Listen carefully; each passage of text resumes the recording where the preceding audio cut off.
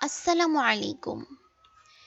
দিনের মতো উজ্জ্বল, কয়লার মতো কালো, লোহার মতো শক্ত, বরফের মতো ঠান্ডা, সিংহের মতো সাহসী, বাঘের মতো শক্তিশালী।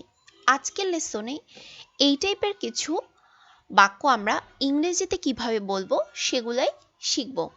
আর এই টাইপের বাক্য আমরা হয়তো সব সময় বলি না কথার ছলে, তবে মাঝে মধ্যে কিন্তু আমরা এগুলো বিভিন্ন কথার প্রেক্ষিতে বলা হয়। তো এই টাইপের বাক্যগুলো কিভাবে ইংরেজি বলবো সেটাই আজকে দেখে নেব। যখনই আমরা এই টাইপের বাক্যগুলো বলবো তখনই আমাদের মাথায় রাখতে হবে, তখনই আমরা এই স্ট্রাকচারটি ব্যবহার করব।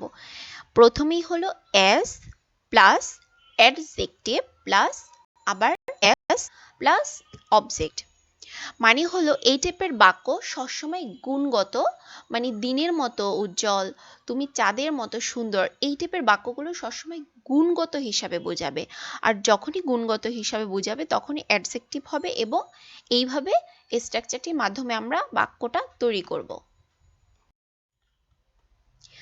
দিনের মতো উজ্জ্বল, as bright as day, কয়লার মতো কালো, as black as coal,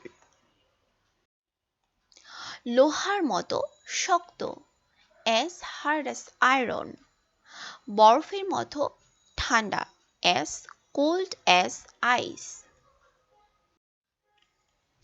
সিংহের মতো সাহসী,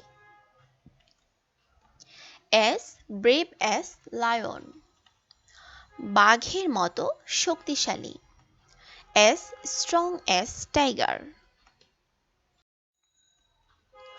ফুলের মতো পবিত্র, as pure as flower, দিনের মতো পরিষ্কার।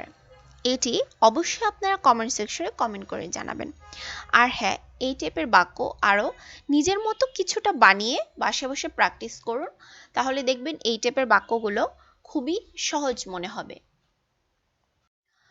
আর যদি ভিডিওটি ভালো লেগে থাকে তাহলে অবশ্যই বরাবরের মতো লাইক করে দিবেন, শেয়ার করে দিবেন, আর যারা নতুন তারা অবশ্যই আমার চ্যানেলটি সাবস্ক্রাইব করে দিবেন। আসসালামু আলাইকুম।